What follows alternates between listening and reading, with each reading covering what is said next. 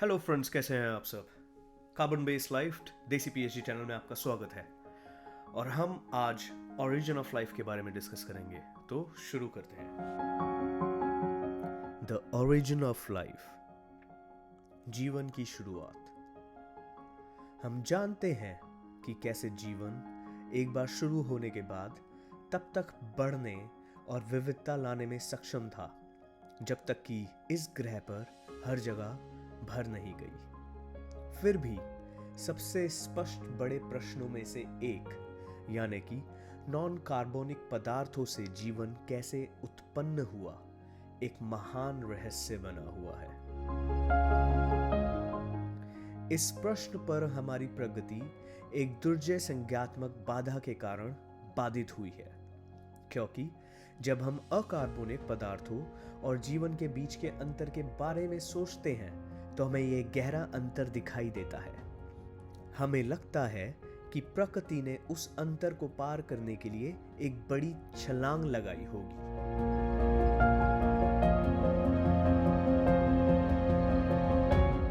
इस दृष्टिकोण ने उन तरीकों की खोज की है जो पृथ्वी के इतिहास में बड़े और जटिल अणुओं का निर्माण कर सकते हैं।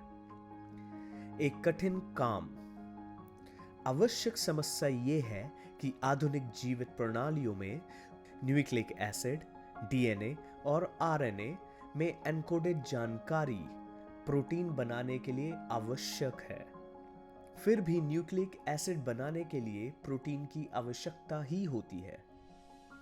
इसके अलावा प्रोटीन और न्यूक्लिक एसिड दोनों बड़े अणु हैं जिनमें छोटे छोटे घटकों, एटम्स या मॉलिक्यूल्स, अणुओं के तार होते हैं जिनके संश्लेषण की निगरानी प्रोटीन और न्यूक्लिक एसिड द्वारा की जाती है।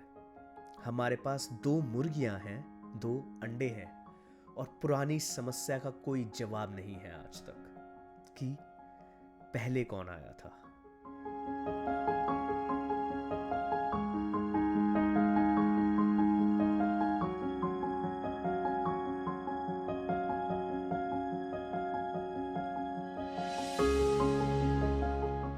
हमें इतिहास में जाना होगा।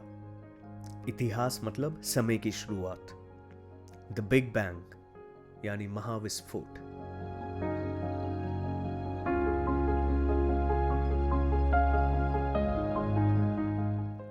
नाइनटीन 1929 में अमेरिकी खगोल शास्त्री एडविन हबल ने पाया कि दूर की आकाश गंगाओं की दूरी उनके रेडशिफ्ट के समानुपाती है।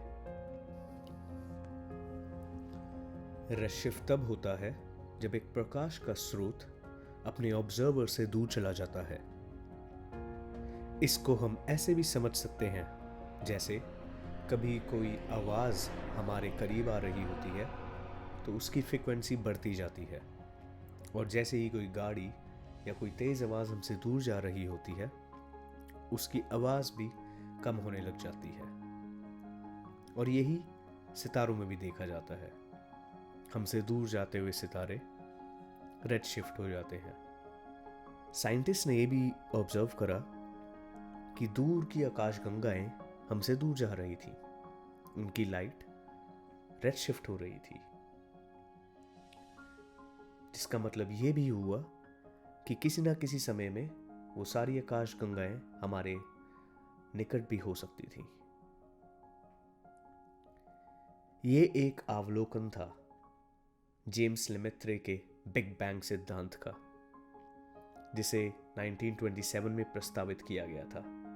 लेमेत्रे ने प्रस्तावित किया था कि ब्रह्मांड यानी यूनिवर्स एक अत्यंत घने और गर्म राज्य से विस्फोटक रूप में विस्तारित हुआ, और आज भी इसकी विस्तार जारी है। बाद की गणनाओं ने इस बिग बैंग को लगभग 13.7 अरब साल पहले का बताया है। 1998 में बर्कले, कैलिफोर्निया में स्वतंत्र रूप से काम कर रहे खगोलविदों की 2 टीमों ने देखा कि सुपरनोवा विस्फोट करने वाले तारे पृथ्वी से तेजी से दूर जा रहे थे।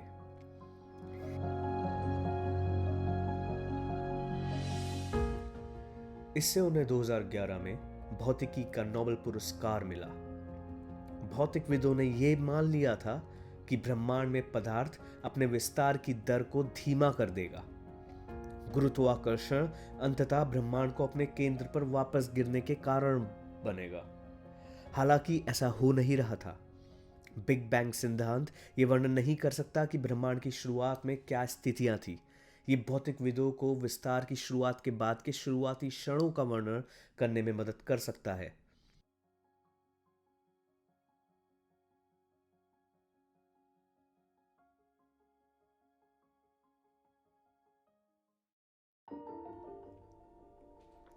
ओरिजिन्स यानी कि शुरुआत। यूनिवर्स शुरू होने के कुछ समय बाद यूनिवर्स काफी हॉट और डेंस था। जैसे जैसे यूनिवर्स ठंडा हुआ, कंडीशंस ठीक होने लगी ऐसे बिल्डिंग ब्लॉक्स बनाने के लिए जो कि मैटर को जन्म दे सके। क्वार्क्स एक साथ मिले और उन्होंने प्रोटॉन्स और न्यूट्रॉन्स को जन्म दिया।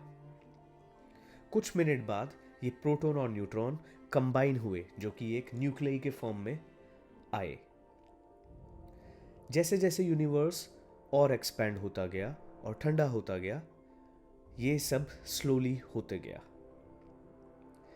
3,80,000 साल लगे जब यूनिवर्स इतना ठंडा हो चुका था कि इलेक्ट्रॉन्स एक ऑर्बिट में आ सके न्यूक्लियस के चारों ओर, फॉर्मिंग द फर्स्ट एटम्स। ये मेनली शुरुआती हीलियम और हाइड्रोजन के एटम थे जो कि आज तक भी सबसे एबंडेंट एलिमेंट्स हैं हमारे ब्रह्मांड के। आजकल की ऑब्जर्वेशंस हमें ये दर्शाती हैं कि पहले स्टार्स कुछ गैस क्लाउड से बने थे जो कि 150 से 200 मिलियन ईयर्स बिग बैंग के बाद रहे थे। भारी धातु या भारी एटम्स जैसे कि कार्बन, ऑक्सीजन और आयरन तब से कंटिन्यूसली हमारे तारों के हार्ट में जन्म ले रहे हैं। और जैसे जैसे सुपरनोवा में किसी स्टार का या किसी तारे का अंत होता है, ये एलिमेंट्स और एटम्स एक क्लाउड और एक विस्फोट से हर जगह फैल जाते हैं। बाकी तारे और आकाशगंगाएं हमारे ब्रह्मांड की पूरी स्टोरी नहीं बताती। साइंटिस्ट की कैलकुलेशंस ये दर्शाती हैं कि आजकल का विजिबल यूनिवर्स एक 4% है ऑफ पूरे यूनिवर्स का, या पूरा ब्रह्मांड जो कि हमारे को दिखता है। इसका बड़ा फ्रैक्शन जो है ऑलमोस्ट 26% या 26% वो एक डार्क मैटर का बना हुआ है।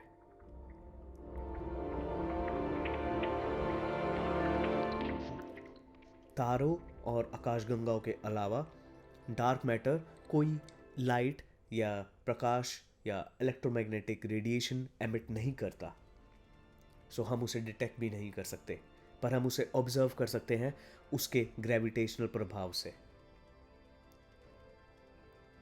एंड इससे भी मिस्टीरियस डार्क एनर्जी जो कि ऑलमोस्ट 70% मास एनर्जी कंटेंट है हमारे यूनिवर्स का। इसके बारे में और भी कम पता है डार्क मैटर के मुकाबले। आज की दुनिया में हजारों साइंटिस्ट डार्क मैटर और डार्क एनर्जी को पाने की कोशिश कर रहे हैं, समझने की कोशिश कर रहे हैं, और एक नोबेल पुरस्कार वेट कर रहा है उनके लिए जो उसको खोज सके। और डार्क एनर्जी और डार्क मैटर ही कंसिडर करा जाता है यूनिवर्स के एक्सपेंशन के लिए। पर हम वापस आते हैं अपने ओरिजिन ऑफ लाइफ पर। जो कार्बन, ऑक्सीजन, नाइट्रोजन या और भी धातु जैसे कि आयरन, निकल, कॉपर, गोल्ड जो हम देखते हैं, वो तारों के कोर में बने थे। और जब सुपरनोवा हुए पुराने सितारों के, ये एलिमेंट्स जैसा कि हमने पहले बताया सोलर सिस्टम्स में फैले, गैस क्लाउड्स में फैले। उसके बाद जो सेकेंड सीक्वेंस स्टार्स थे जो कि लेटर ऑन फॉर्म हुए और इस गैस से जो प्लैनेट्स बने वो हमारे तक पहुंचा। जिस खाने को आप खाते हैं, जिस मिट्टी को आप देखते हैं, जो पौधे, जो जानवर, जो हवा, जो पानी, जो पहाड़, जो नदियाँ आप ऑब्जर्व करते हैं, वो सभी रिजल्ट हैं इन खरबों साल पुराने हुए सुपरनोवा विस्फोट का। हम सब तारों की धूल से बने हुए हैं। पर कैसे ये अणु, ये एटम्स एक साथ आए और एक बायोलॉजिकल फॉर्मेशन हुई, इसके लिए हमारे को केमिस्ट्री समझनी पड़ेगी।